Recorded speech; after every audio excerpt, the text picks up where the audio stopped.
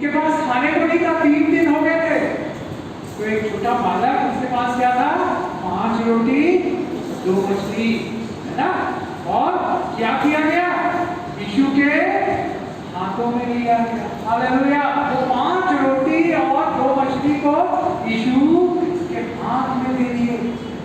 आपने भी यीशु के हाथ में सौंपा है, तो अपने हाथ बढ़ा लीजिए, हम प्रार्थना करेंगे। हालेलुया। आंखें बंद कीजिए। यीशु, ओ जीवित यीशु, जो आजकल और युगानुग एक सा रहने वाला यीशु, 2021 साल पहले ओ आपने पिता 5 रोटी 2 मछली को 5000 पुरुष और उनके साथ उसके परिवार, पत्नी और बच्चों को खिलाया पिता। वो भरपेट खा सके, तृप्त हुए, संतुष्ट हुए और 12 टोकरियां बच गई। मैं प्रार्थना करता, जो बीज आपके लोगों ने बोया है प्रभु के राज के लिए, उनकी कमाई पर आशीष, उनके हाथों को अपने चमत्कारी और मल्टीप्लाई करने वाले आशीषित हाथों से छू छू, नई नौकरियां मिले, नए रास्ते खुल जाए। हालेलुया।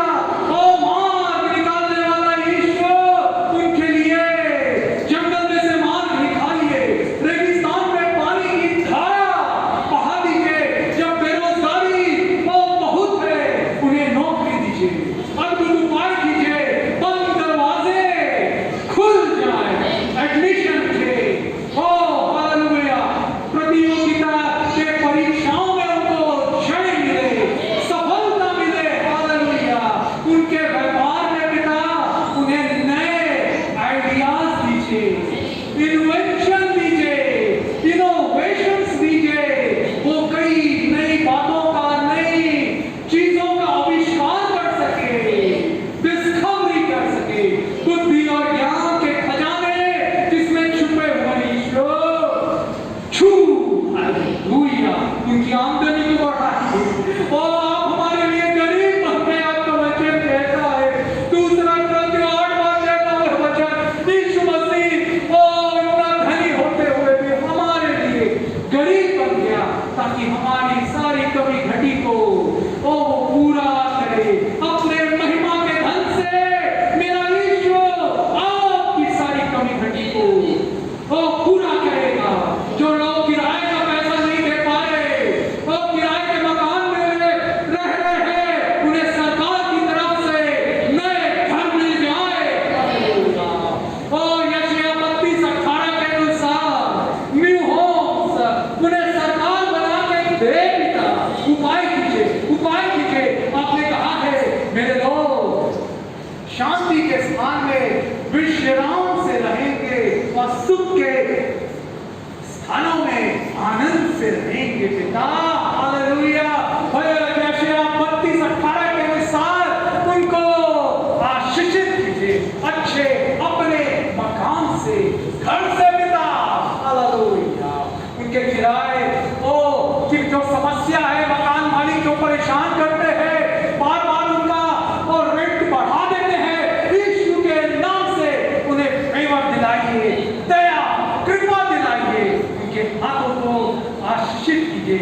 सारी जो गैर नेसेसरी इलाज के लिए पैसे या मोबाइल खोने से या सामान टूटने से जो नुकसान होता है, यीशु के नाम से नष्ट करने वाला दुष्ट उनके घर में से, उनके काम में से दूर हो। यीशु के नाम से सारा नुकसान बंद हो जाए, रुक जाए। हालेलुया। सब्जी भाजी सड़ना और फेंकना, ये सब बंद हो जाए। यीशु के सामर्थी अद्भुत चमत्कारी नाम में मांगते हैं। आमीन। सब बोले आमीन। आमीन मतलब ऐसा ही हो। हालेलुया। आज आप सबों के लिए इनाम है। किनके लिए इनाम है? जो बाइबल लाए हैं। कितने लोग बाइबल लाए हैं? अपना उठा सकते हैं? सब उठाए बाइबल, अधिकांश लोग लाए हैं, है ना। तो आप सबों के लिए हमारे घर का यीशु मसीह ने हमको हमारे घर में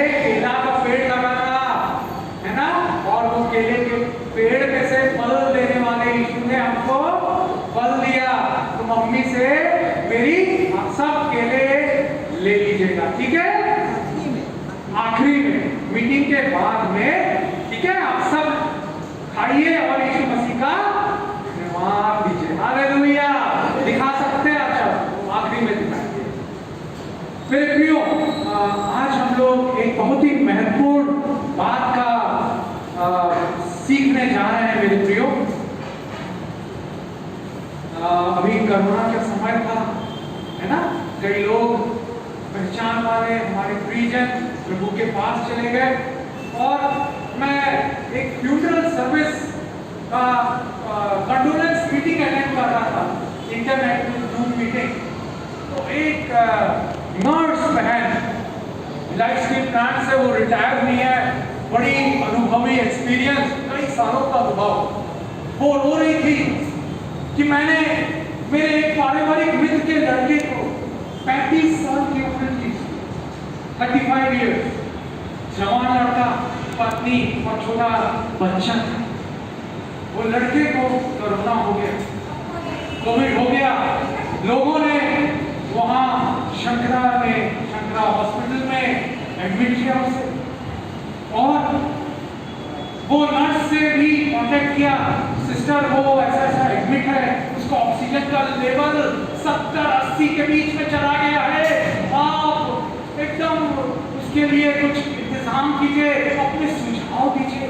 तो बड़ी अनुभवी थी, उन्होंने बताया नहीं, वो अस्पताल से उसको हटाओ, निकालो, डिस्चार्ज कराओ, मैं दूसरे अस्पताल में करती हूँ उसको एडमिट। और वो दूसरे अस्पताल में की, है ना, और उसके मम्मी पापा भी मान गए, अरे वो अनुभवी नर्स है, दूसरे अस्पताल में एडमिट की, वहां पर ऑक्सीजन नहीं मिल पाया उसको, और वो रोते हुए बता रही थी कि वो मृत्यु के मुंह में चला गया।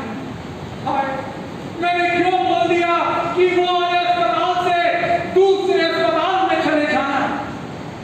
ऐसी दुख की घटनाएं, एक निर्णय जो आपको नुकसान पहुंचा सकता है, जो आपके जीवन को नष्ट कर सकता है, जरूरी है किसकी बात सुने। एक और बात जो मेरे दिल को छू गई, एक बड़े पुलिस के अधिकारी, उन्होंने बताया मेरे पेट में कैंसर हो गया, और मेरे साथ ही साथ एक नई विश्वासी को भी कैंसर हो गया, बहन को, और उसके पति ने उसको सबसे महंगे अस्पताल में उसका इलाज कराना चालू किया, कीमोथेरेपी कराई, दवाइयां दी, अच्छी स्ट्रॉन्ग हाई डोज, 6 महीना 1 साल बीत गया, मगर अभी 2 साल पहले अचानक से वो बहन जिसने एकदम महंगा इलाज, बड़े अस्पताल में, सबसे बड़े अस्पताल में इलाज किया, वो मर गई, देहांत हो गया उनका।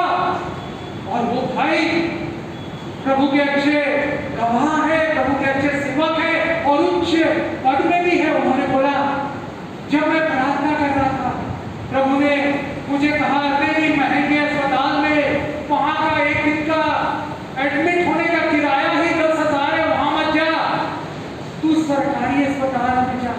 सरकारी अस्पताल में गए तो उनको एक पहचान वाला मिल गया, पहचान वाले ने उनका कीमोथेरेपी बहुत ही सस्ते में करा दिया गया। वो बोले, आज मैं जिंदा हूं, क्यों? मैंने प्रभु से पूछा कौन से अस्पताल में जाऊं। आज भी हम सबों के जीवन में ये निर्णय, एक डिसीजन अगर हम गलत लेते हैं तो हमारा जीवन, हमारा भविष्य नष्ट कर सकता है, नुकसान कर सकता है। उससे बचाने के लिए क्या यीशु ने उपाय किया है, मैं चाहूंगा आप सब बड़े ध्यान से सुनेंगे। अगर आप सुन के ये अपने हृदय में ग्रहण करेंगे तो आपके जीवन भर आपको आशीषें मिलती है। मैं आपको बताना चाहता हूँ, हमारा यीशु बात करने वाला है, हालेलुया, जीवित है। यीशु मसीह जीवित है, प्यार करता है, प्रेमी परमेश्वर है, जिंदा परमेश्वर है ना, ईश्वर है, तो वो हमसे बातें करता है। कितने लोग सुनना चाहेंगे यीशु की बात? हालेलुया। हम सब सुनना चाहेंगे ना। तो मैं आपको, मेरी मम्मी ने तो 2 हफ्ते पहले बहुत सुंदर अपने तारों के साथ में बताया था। आज मैं कुछ, ये देख रहे हैं आप, क्या है ये? कौन बता सकता है? रेडियो। रेडियो है ना? कितने लोग सुनते थे या अभी सुनते हैं? ये देखिए, है ना, रेडियो है। टेप रिकॉर्डर भी हो सकता है। तो ये रेडियो के द्वारा क्या करते हैं? हम सुनते हैं। तो आज हम इस विषय पर ध्यान देने जा रहे हैं कि हम यीशु की आवाज को कैसे सुने। आपको निर्णय लेना होगा, कौन से कॉलेज में मैं एडमिशन करूं, इंजीनियरिंग में जाऊं, मेडिकल में जाऊं, बीएससी करूं या बीकॉम करूं, एमकॉम करूं, कौन सी नौकरी करूं, कौन सा व्यापार करूं, किससे शादी करूं, कहां घर लूं। हर समय आपको यीशु की आवाज सुनना जरूरी हो जाता है। बीमार हो गए हैं आपका परिजन, आपके परिवार वाले, कहां, कौन से अस्पताल में, किस डॉक्टर के पास ले चलूं? ये रेडियो कब सुनाई देता है? एंटीना ये दिख रहा है ना, सिग्नल, है ना? तो बड़े साधारण शब्दों में मैं आपको समझा रहा हूं। आप सोच रहे होंगे, अरे कैसे ये प्रभु का वाणी है रेडियो के द्वारा। आप प्रभु का वाणी कई बार प्रभु के दासों ने रेडियो के द्वारा, टेलीविजन के द्वारा सुनाया, परंतु हम व्यक्तिगत रूप से कैसे सुन सकते हैं प्रभु की वाणी? जब ये रेडियो, टेप रिकॉर्डर, टीवी, जब आप भीड़ के बीच में रहेंगे, बातें हो रही है, कोई मजाक कर रहा है, हंसी कर रहा है ना, तो सुन सकते हैं क्या? नहीं। पहला, जब सुनने का आप चाहें यीशु की आवाज, मैं निर्णय लेना चाहती हूँ अपने जीवन साथी के लिए, शादी के लिए, मकान के लिए, एडमिशन के लिए, नौकरी के लिए, व्यापार के लिए, क्या करूं, कौन सा रास्ता सुनूं? तो जैसे ये रेडियो शांति के साथ सुनना चाहेंगे तो क्या होना चाहिए? वातावरण और सिग्नल शांत होना चाहिए, सिग्नल मिलना चाहिए। वैसे ही हमें कब सिग्नल मिलता है? जब आप गुप्त में, अकेले में अपना कमरा बंद करके, घुटने टेक के प्रार्थना करें, यीशु से बोल, तेरा दास सुनता। यीशु मुझसे बोल, बोलिए, यीशु मुझसे बोल, तेरा दासी सुनता है, सुनती है। हालेलुया। वो बातें करेगा। हालेलुया। मेरे प्रियो, यूहन्ना 10:27 में लिखा हुआ, यीशु ने कहा, मेरी भेड़ें मेरा शब्द सुनती हैं। हालेलुया। और यशायाह 30:21 में लिखा हुआ है, जब तुम दाएं मुड़ोगे या बाएं मुड़ोगे, आप सोच रहे हैं कहां जाऊं, किस रास्ते में जाऊं, कौन सा मार्ग लूं, कौन सा कोर्स लूं, किससे शादी करूं, किससे मैं व्यापार करूं? वो लिखा हुआ है यशायाह 30:21 में। आप लिख सकते हैं या बोल सकते हैं, मैं जल्दी जल्दी आपको बताऊंगा। जब तुम दाएं या बाएं मुड़े, तुम्हें एक शब्द सुनाई देगा। हालेलुया। ये वो बात है। हालेलुया। वही आपको वो शब्द सुनाएगा। मेरे प्रियो, मैं बताना चाहूंगा, मैं आज जो खड़ा हूं ना, अगर मैं यीशु की वाणी को, आवाज को, उसके शब्द को नहीं सुना रहता ना, तो आज मैं यहाँ खड़ा नहीं होता। आप जानना चाहेंगे क्यों, कैसे? है ना, बड़ा इंटरेस्टिंग, रोचक है। जब मैं MBA कर रहा था, वो शहर में मेरा एडमिशन हुआ, वो कॉलेज में पहली बार गया मैं, और पहला संडे आया, रविवार आया, मुझे दिल में इच्छा थी, मैं, वो बड़ा शहर था और पुराना शहर था, अंग्रेजों के जमाने का, और अंग्रेजों के बनाए बड़े बड़े चर्चेस, सुंदर चर्चेस, बड़े बड़े कैथेड्रल्स थे, जो हमारे भिलाई शहर में नहीं है। तो मेरा बचपन यहीं पर, मेरी पढ़ाई लिखाई यही हुई है। तो मैं जब उस शहर में गया, मैंने सुना, अरे यहाँ वो बड़े बड़े सुंदर कैथेड्रल, अंग्रेजों के बनाए हुए चर्चेस हैं। मैं वहां जाना चाहता और वहां यीशु की महिमा करना चाहता हूँ, उसकी स्तुति करना चाहता चाहता हूँ। पहला संडे 8:30 का समय था, मेरे पास साइकिल थी, स्पोर्ट्स साइकिल। मैं प्रार्थना करके सोच रहा था जाऊंगा मैं जल्दी से और यीशु की स्तुति करूंगा, गवाही दूंगा, महिमा करूंगा लोगों के बीच में। जाने से पहले मैं प्रार्थना करने, यीशु ये शहर मेरे लिए नया है, मैं किसी को नहीं जानता है, कोई मेरा परिचय का पहचान वाला नहीं है, कौन सी कलीसिया में जाऊं, कौन से चर्च में जाऊं। मैं पूछा यीशु जिंदा है, बातें करता है, बातें करता है मेरी बहनों, मेरे भाई, यीशु बातें करता है। मैं प्रार्थना करता अकेले में, हालेलुया। जब मैं प्रार्थना करता मैंने यीशु की वाणी को सुना, बेटा प्रार्थना बच जा। मुझे अचंभा लगा, सरप्राइज हुआ, क्यों? अरे आज तो संडे है, यीशु कह रहे यही प्रार्थना कर। फिर से मैंने पूछा, मेरे अंदर दिल में तो उमंग थी कि मैं जाऊंगा, गवाही दूंगा बड़ी चर्च में, सुंदर कैथेड्रल से। फिर से मैंने पूछा, यीशु कौन सी चर्च है बताइए। फिर से यीशु की वाणी सुनाई दी, आवाज सुनाई दी, बेटा यही प्रार्थना कर। ठीक। फिर से थोड़े 5 मिनट बाद फिर से मुझे शंका हुई, अरे ऐसा कैसे, आज तो रविवार है, मेरे दिल में इतनी उमंग है, मैं कलीसिया में जाके वो बड़ी बड़ी कलीसिया में यीशु की स्तुति महिमा करना चाहता हूँ। तब मैं तीसरी बार पूछा यीशु से, यीशु बातें मेरा शब्द सुनती है, आपको सुनाएगा। मैंने सुना, बेटा यही था। मैं प्रार्थना करने लगा, 1 घंटे तक प्रार्थना की मैंने।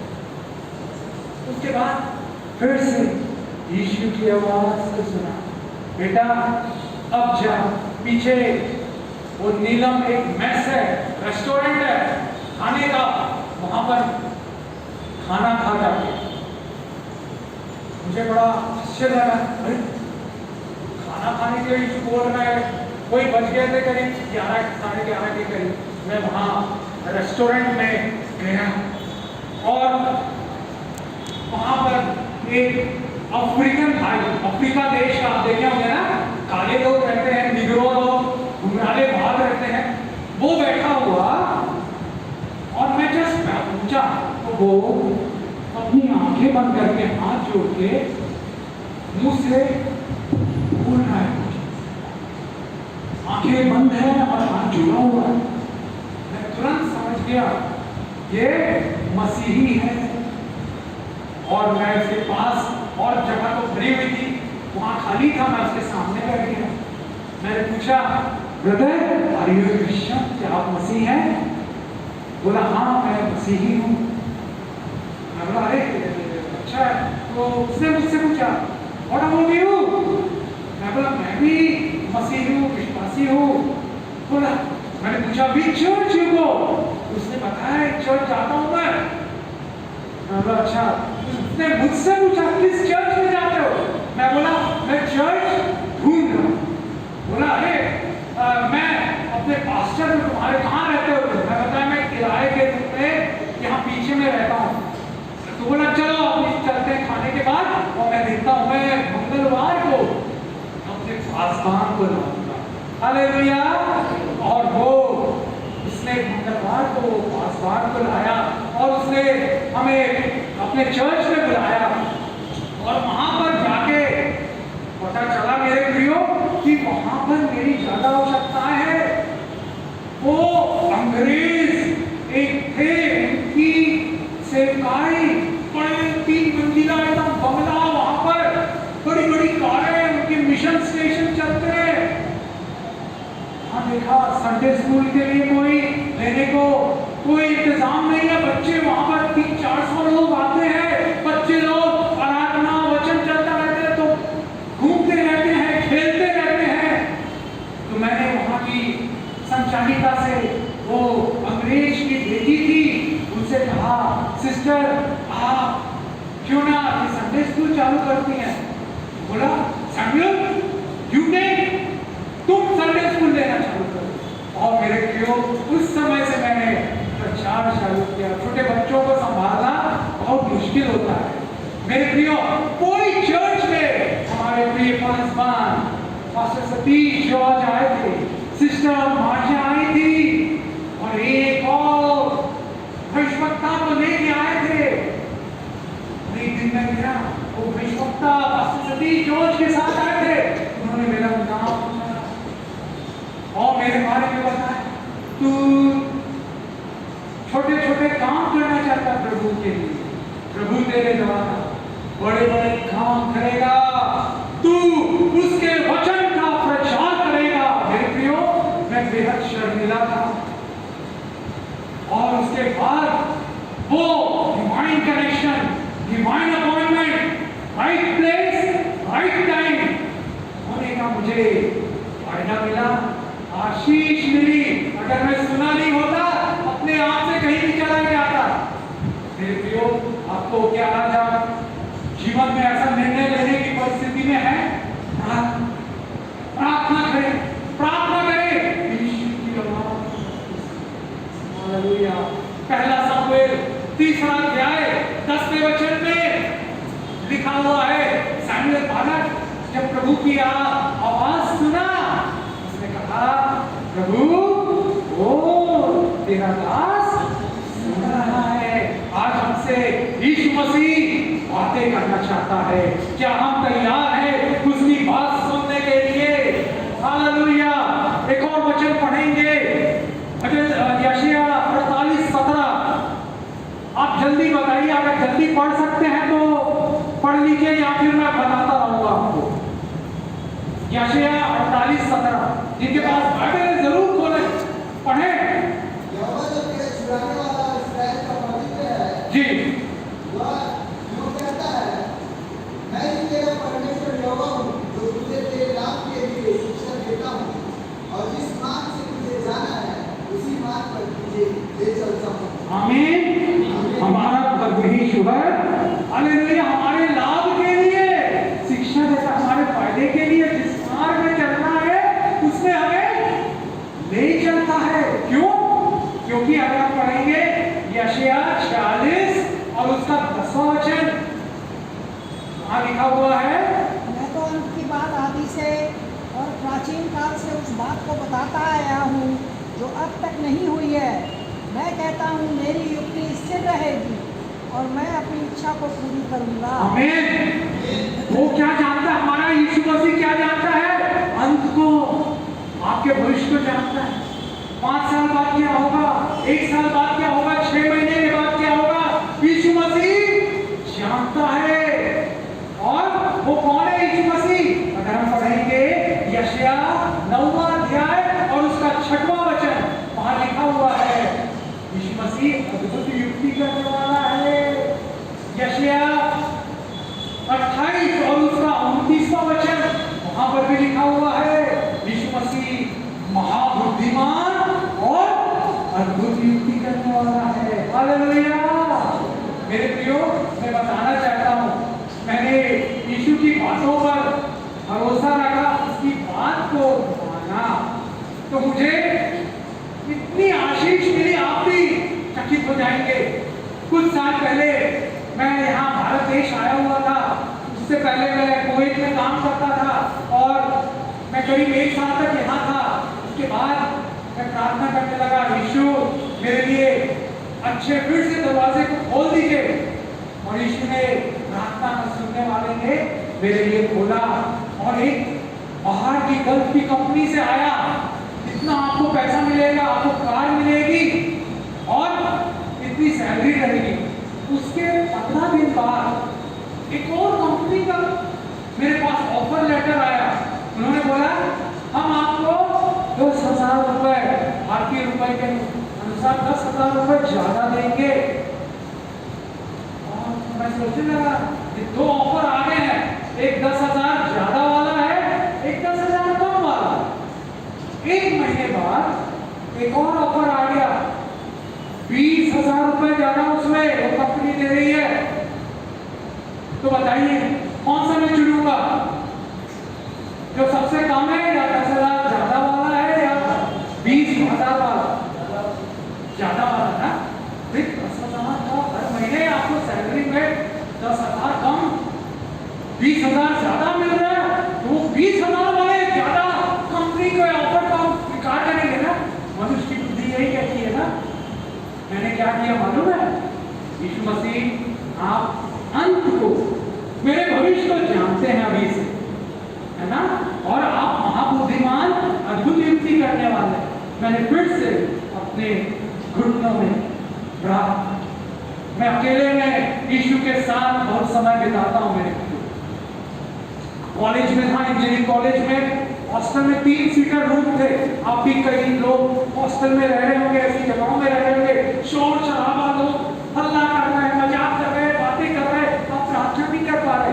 मैं क्या करता था, रात को खाने के बाद खेल के मैदान में सोना रहता था, वहां जाके प्रार्थना करता था, यीशु की ओर देखते हुए, चांद सितारों को बनाने वाले यीशु मुझसे बातें कर। और मैं इस दौरान प्रार्थना करने लगा, कौन सा चुनूं यीशु, सबसे कम वाला या 10,000 ज्यादा वाला या 20,000 ज्यादा वाला? और जो 10,000 ज्यादा वाला था, उसने अपने ऑफर में लिखा फ्राइडे सैटरडे छुट्टी है, हॉलीडे। और जो सबसे कम वाला था, उसमें केवल एक ही दिन छुट्टी है। कौन सा लेंगे भाई? जिसमें 2 दिन छुट्टी है ना। और वो जो 2 दिन छुट्टी वाला 10,000 ज्यादा वाला, उसका टाइम भी बहुत सुंदर था, 7 से 3 बजे। कितने बजे से? 7 से 3 बजे। और दूसरे का 8 से 5 बजे। मैं सोचने लगा, ये मैं 7 से 3 वाला ऑफर ले लेता हूँ, बड़ा अच्छा है। मैं तो शाम को यीशु की प्रचार करना चाहता हूँ, मीटिंग चाहता हूँ, गवाही देना चाहता हूँ। क्या मुझे तो 10,000 वाला 20,000 वाला ज्यादा अच्छा लग रहा है। परंतु जब मैं प्रार्थना करने लगा, फिर से मैंने यीशु से पूछा। मेरे प्रियो, अगर हम पढ़ेंगे पुराने नियम में, आप नोट करके लिख सकते हैं, समय नहीं है, बहुत ज्यादा हो जाएगा। दाऊद के विषय में 2 सामुएल 5वां अध्याय, वहां पर कई बार हम देखते हैं 2 सामुएल 5वां अध्याय 19 वचन और 22 और 23 वचन, ठीक है। और 1 सामुएल 23वां अध्याय 4 वचन, 11वां वचन, 12वां वचन, और 1 सामुएल 30वां अध्याय 8वां वचन। हर समय जब फिलिस्तीनी दाऊद के ऊपर आक्रमण कर रहे हैं, उसने पूछा नहीं वो उसने पूछा परमेश्वर से कि मैं क्या करूं। पढ़िए 2 सामुएल 5वां अध्याय 19वां वचन, जोर से पढ़े, जल्दी से पढ़े। तब दाऊद ने यहोवा से पूछा, क्या मैं पलिश्तियों पर चढ़ाई करूं? क्या तू उन्हें मेरे हाथ कर देगा? यहोवा ने दाऊद से कहा, चढ़ाई कर, क्योंकि मैं निश्चित पलिश्तियों को तेरे हाथ में कर दूंगा। फिर पढ़िए 22वां और 23वां वचन उसी का। 2 सामुएल 5वां अध्याय 22वां और 23वां वचन। फिर दूसरी बार पलिश्ती चढ़ाई करके रबाईम नामक तराई में फैल गए। जब दाऊद ने यहोवा से पूछा, तब उसने कहा, चढ़ाई ना कर, उनके पीछे से घूमकर तूत वृक्षों के सामने से एक बार क्या कर रहे हैं परमेश्वर परिस्थितियों के ऊपर चढ़ाई कर, तो दूसरी बार क्या कह रहे हैं, मत कर, है ना। दाऊद हमारे समान काम नहीं करता था, तो परमेश्वर से पूछता था। जो मैंने 1 सामुएल का बताया 30वां अध्याय 8वां वचन, और 1 सामुएल 23 4वां और 11वां और 12वें वचन में भी आप देख सकते हैं। समय नहीं है, नहीं पढ़ा पा रहा हूँ, घर में जाकर आप जरूर पढ़िएगा। मेरे प्रियो, मैं जब प्रार्थना करने लगा तो यीशु ने कहा, वो जो सबसे कम वाला पैसा वाला वो वाली नौकरी है, वो वाला ऑफर है। मुझे आश्चर्य लगा, थोड़ा दुख भी लगा। 20,000 10,000 रुपए का 7 से 3 का 2 दिन छुट्टी वाले का मेरा नुकसान हो रहा है। मैं तो आपकी सेवा करना चाहता हूँ यीशु, नौकरी के साथ साथ। कोई बात नहीं, मैं आपकी बात मानूंगा। हालेलुया। बाइबल में लिखा हुआ 1 सामुएल 15 अध्याय 22वां और 23वें वचन में, आज्ञा मानना बलिदान चढ़ाने से, होम बलियों से उत्तम है। जब हम आज्ञा मानते हैं तो हमें आशीष। बहन, जब आप आज्ञा मानेंगी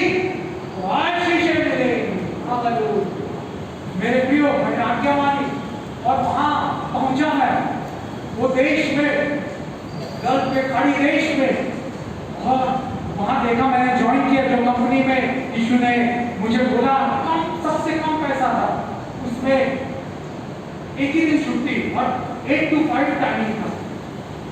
अगर वहां देखा मैंने, अरे लोगों ने बताया अरे आपका ऑफिस जो है ऊपर में आपका वर्क प्लेस है और नीचे में कंपनी की कैंटीन है, उसमें आपको बड़े सस्ते में नाश्ता मिल जाता है सुबह का और दोपहर का लंच मिल जाता है।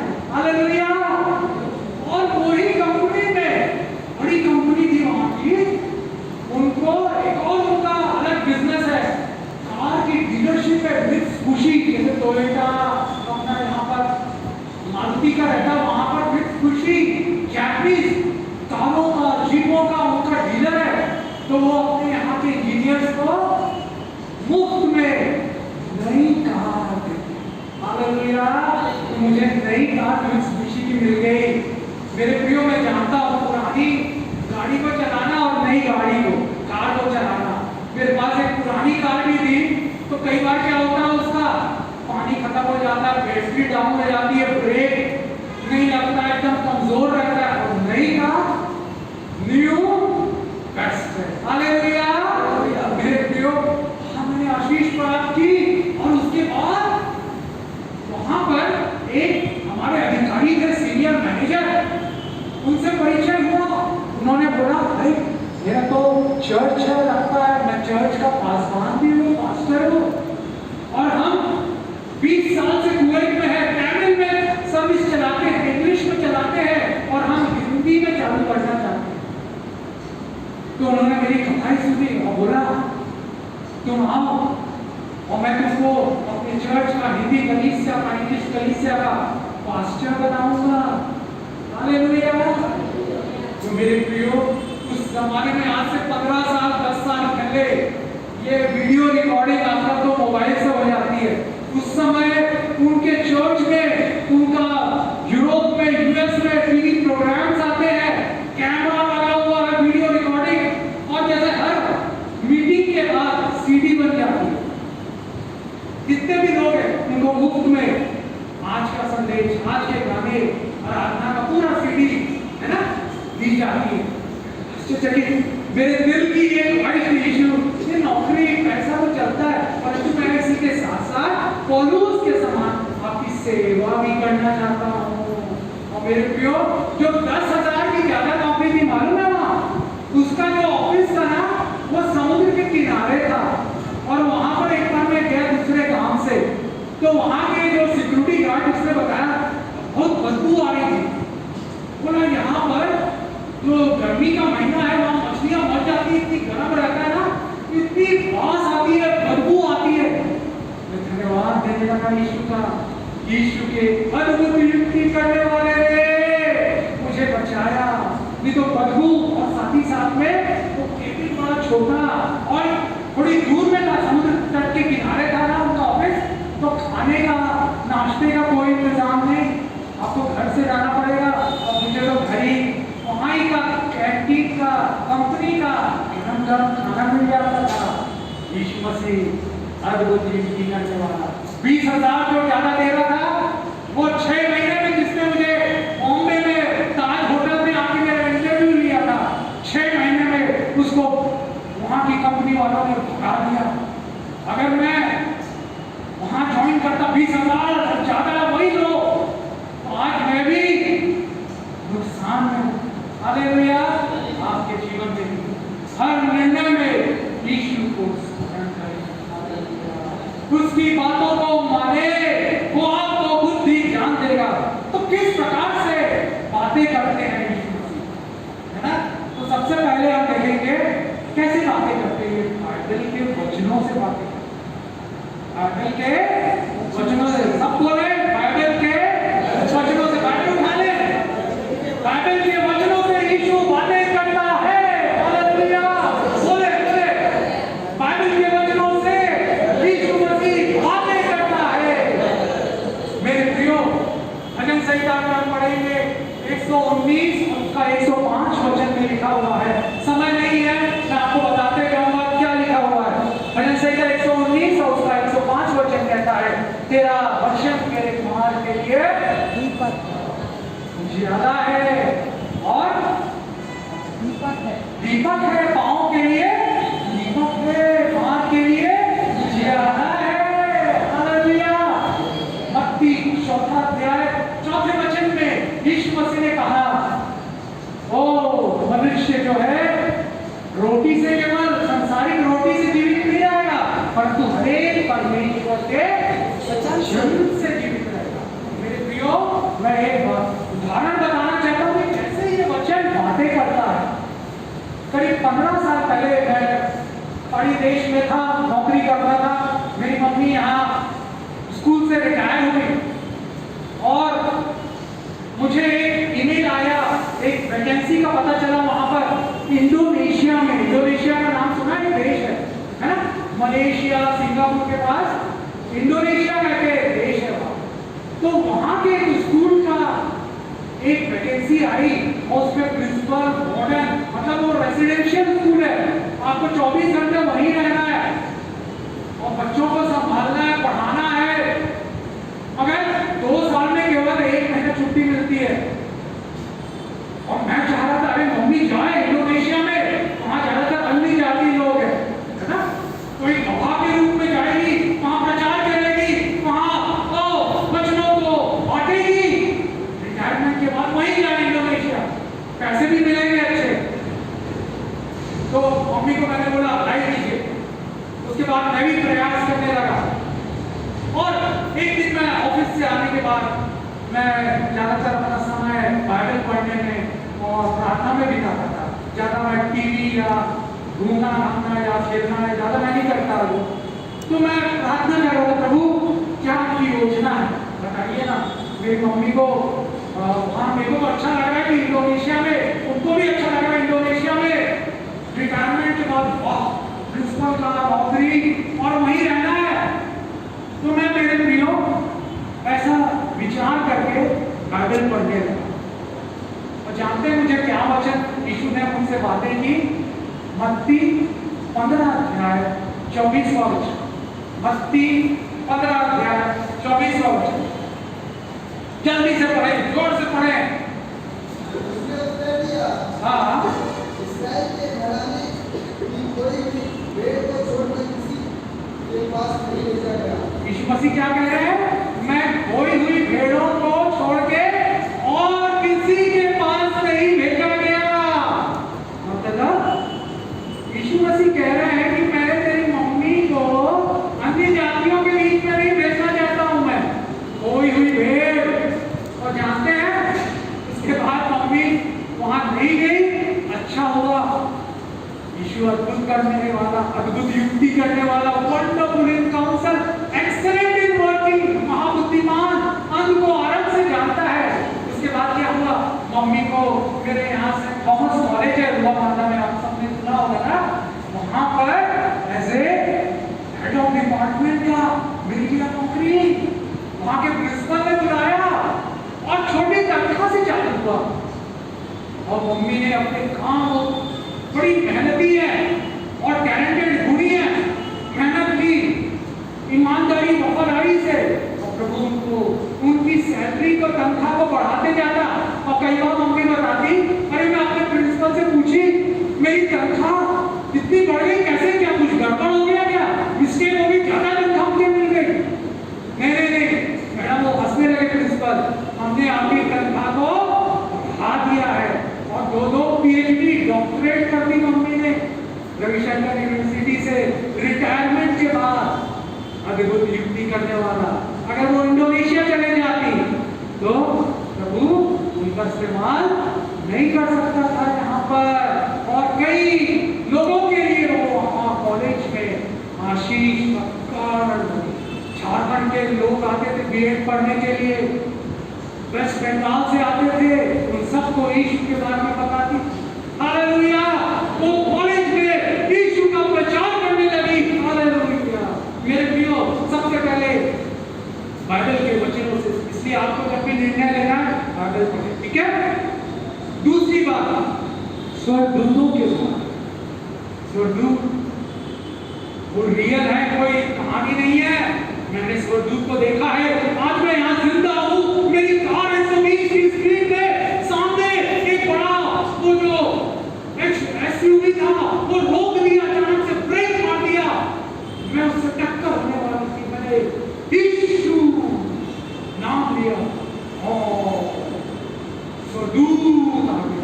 मुझे टकराने से बचा लिया, नहीं तो मेरी गाड़ी कचूमर हो जाती, मेरे हाथ पैर, मैं मर गया रहता। हालेलुया।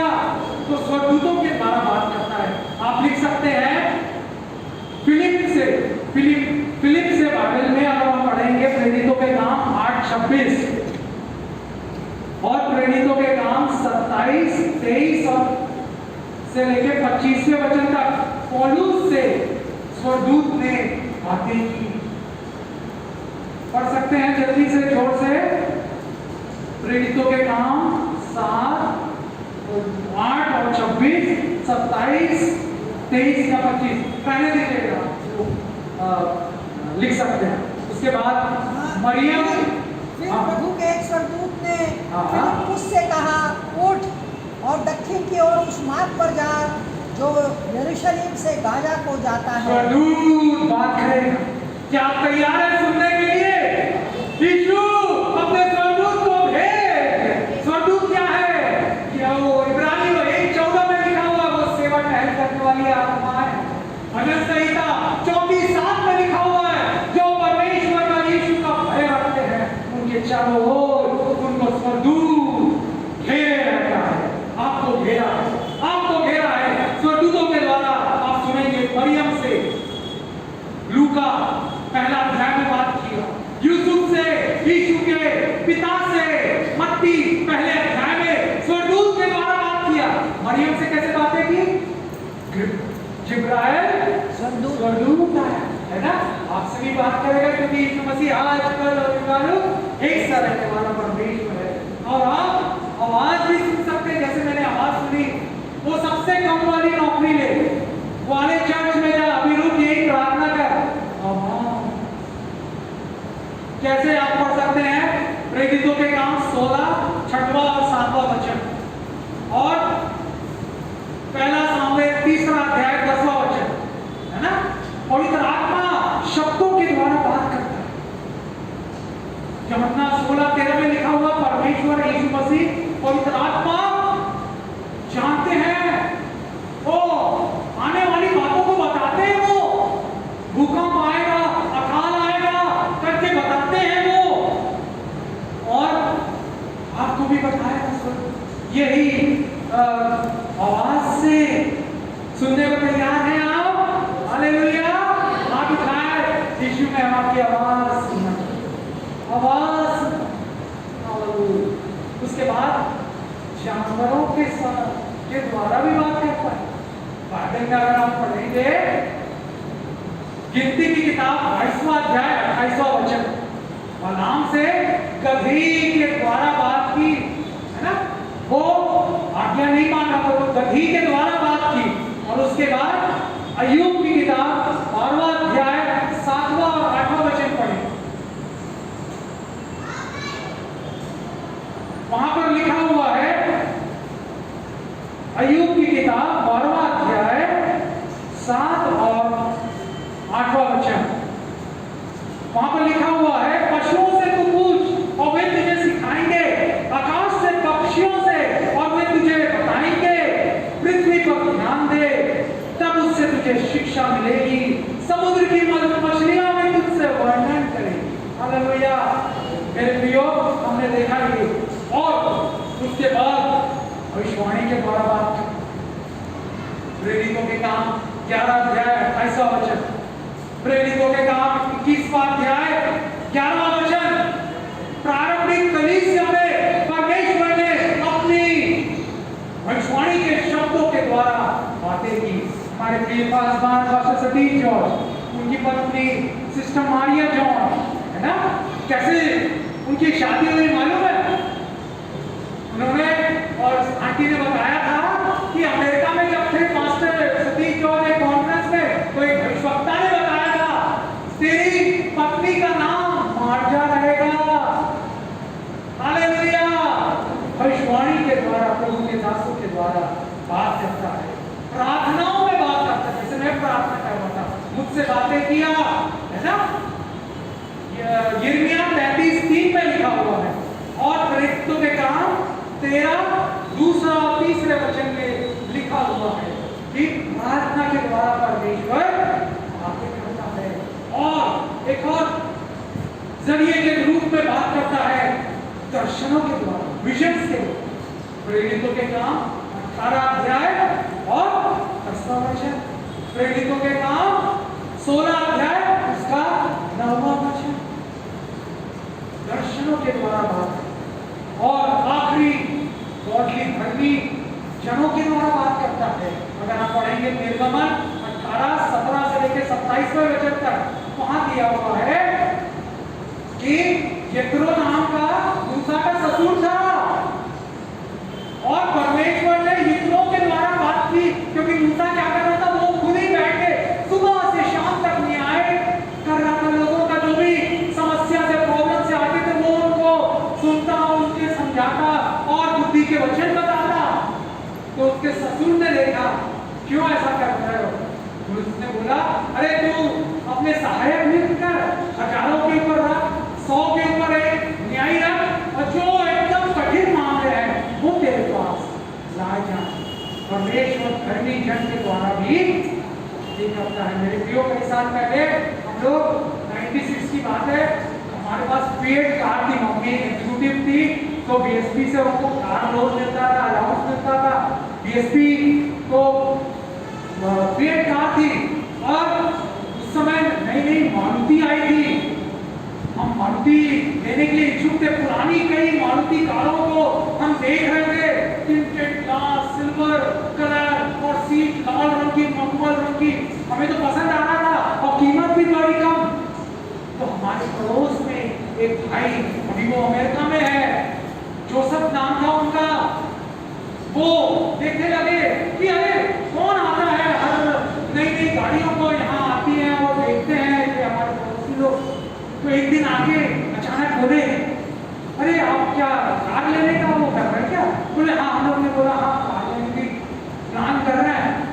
बोला पुरानी कार नहीं लेना, नई कार लेना। और मेरे प्रियो, जानते हमने नई कार ली, उन्होंने बताया पुरानी कार डेंटेड मैकेनिक से एक्सीडेंटल रहती है और आपको 2-4 साल में वो आपको बहुत मुश्किलें और दिक्कतें देने लगेगी। नई कार लीजिए। और हमने उनकी बात को माना। अच्छा पड़ोसी का उन्होंने हालेलुया। यीशु मसीह ने क्या कहा अपने पड़ोसी से? अपने समान प्रेम। हम उनसे पूछे नहीं, परंतु खुद एक अच्छे पड़ोसी के रूप में, एक धर्मी जन के रूप में उन्होंने हमें बुद्धि की सलाह दी, सुझाव दिया, नई गाड़ी खरीदे। और जानते हैं आज कितना 2021 हो गया। आज जब हम आए यहाँ चर्च में, मेरा भाई रोज ड्यूटी जाता है, 96 की नए जो कार लिए थे ना, वही गाड़ी अभी भी चल रही है। ताली बजाएं, हालेलुया। सोचिए अगर पुरानी गाड़ी ले ले तो 2-4-5 साल में बहुत खटारा दिक्कतें देती हमको। वनवास का कितने साल यीशु मसीह धर्मी लोगों के द्वारा आपको अपने वचन से बात करेगा। सिस्टर सीमा, आपके लिए भी धर्मी जनों के द्वारा आपके लिए आपकी समस्याओं से हो समाधान धर्मी जन के द्वारा रखा है। तो कौन कौन बता सकता है हमने सीखा किस किस बातों से? मैं कॉलेज में प्रोफेसर भी रहा हूँ, पढ़ाता भी था और मैं क्वेश्चंस भी पूछता था, क्योंकि मुझे मालूम था लोग सोते हैं, ध्यान नहीं देते, बैठे हैं मगर कहीं और ध्यान। तो मैंने जो बताया है, कौन बता सकता है कि कितने कितने रूप से परमेश्वर, जरिए से परमेश्वर बात कर सकता है? राखी बताइए, जोर से बताइए, जल्दी जल्दी। बाइबल से। हाँ हाँ हाँ, भविष्यवाणी के द्वारा, और भी मैंने 8 पॉइंट बताए। दर्शन के द्वारा, पड़ोसी धर्मी जन के द्वारा, है ना, धर्मी जन के द्वारा। हमारा पड़ोसी अच्छा धर्मी का सबके नहीं हो सकते हैं शायद, तो धर्मी जन के द्वारा, वचन के द्वारा, और हाँ पास्टर, भविष्यवाणी धर्मी जन के द्वारा, प्रार्थना के द्वारा। सही, ताली बजाए सुनील के लिए। एक पॉइंट पूछा था। और दर्शनों के द्वारा। मैं आपको बताना चाहूंगा, देखिए मैंने हालेलुया जो आपको बताया है उसको ध्यान रखिए, आप आशीषित होंगे। आइए सब खड़े हो जाए। कौन आवाज सुनना चाहता है यीशु की वाणी को? खड़े हो जाए, आंखें बंद करें, आंखें बंद कर ले। यीशु है हमारे बीच में, वो आपको बुद्धि की बातें बताएगा, वो आपके भविष्य को जानता है, अंत को आरंभ से अभी से जानता है। आपके 5 साल बाद कौन से कोर्स में, किससे शादी में आपकी भलाई है, उन्नति है, कौन से मकान में, कौन से व्यापार में, कौन सी नौकरी में। हालेलुया। यीशु जैसे मुझे सबसे कम पैसों की नौकरी के बाद 2 साल बाद मुझे 60,000 ज्यादा की नौकरी यीशु ने दिला दी। हालेलुया। कितना मैंने नुकसान सहा, ओ यीशु की आज्ञा मान के उससे ज्यादा मुझे आशीषें मिल गई। आज यीशु बात करना चाहता, वो कह रहा है मेरे बच्चों, मेरे बेटे, मेरी बेटी, अपने बोझ, अपने मार की चिंता मुझ पर डाल दो, वो तो आपके लिए सीधे मार को निकालेगा। हालेलुया। आइए आंखें बंद कर। यीशु हमारे बीच में मौजूद, उसकी पवित्र उपस्थिति, वो आपकी कानों को छुएगा, आप सुनेंगे उसकी वाणी। बस आपको प्रति भोर उठ के उससे प्रार्थना करना है, प्रभु बोल, तेरा दास सुन रहा है, तेरा दास सुन रहा है, तेरा बेटा सुन रहा है, तेरी बेटी सुन रही है, मुझसे बात कर जीवित यीशु, प्रेमी यीशु, मुझसे बातें कर, मेरी बीमारी का उपाय बता, कौन सी दवाई, कौन सा अस्पताल, कौन सा डॉक्टर जाऊं, क्या करूं, क्या खाना खाऊं, क्या करूं। हालेलुया। यीशु बताएंगे, आपसे बात करेगा, आपसे बात करेंगे। हालेलुया। धन्यवाद। ओ सब लोग मुंह बंद ना रखे, बोले बोले यीशु मुझसे बातें, मुझसे बातें। हालेलुया। अपना समय अकेले में प्रार्थना में बिताए। हालेलुया। शांत वातावरण में यीशु बात करेगा, बात करेगा, दर्शनों के द्वारा, भविष्यवाणी के द्वारा और स्वरदूतों के द्वारा, अपने वचनों के द्वारा। हालेलुया। धन्यवाद यीशु, धन्यवाद यीशु। हालेलुया। ओ बुलाए मैं सुनूंगा, ओ बुलाए मैं सुनूंगा, काम करूंगा मैं मुंजीगा जरूर, काम करूंगा मैं उसके साथ रहूंगा, मैं उसका काम करूंगा मैं मुंजीगा जरूर। वो बुला मैं सुनूंगा, काम करूंगा मैं मुंजीगा जरूर। शहर बाजार ओ गाँव देहात में काम करूंगा मैं मुंजीगा जरूर। वो बुला, सब गाएं मेरे साथ मिलके, वो बुला मैं सुनूंगा, वो बुला मैं सुनूंगा, वो बुला मैं सुनूंगा, काम करूंगा मैं मुंजीगा जरूर। यीशु का हम काम करेंगे, उसकी आवाज, उसकी आज्ञा मान के हम आशीषें प्राप्त करेंगे। हर एक बीमारी यीशु के नाम से दूर हो, बेरोजगारी यीशु के नाम से दूर हो, बंधन टूट जाए यीशु के सामर्थी अद्भुत चमत्कारी नाम में। आमीन। आइए अंतिम आशीषें ग्रहण करें। और हमारे परमेश्वर पिता का प्रेम, प्रभु यीशु मसीह का अनुग्रह, पवित्र आत्मा की संगति हम सबों के साथ हमेशा युगांत तक होती रहे। यहोवा परमेश्वर तुझे आशीष दे। यहोवा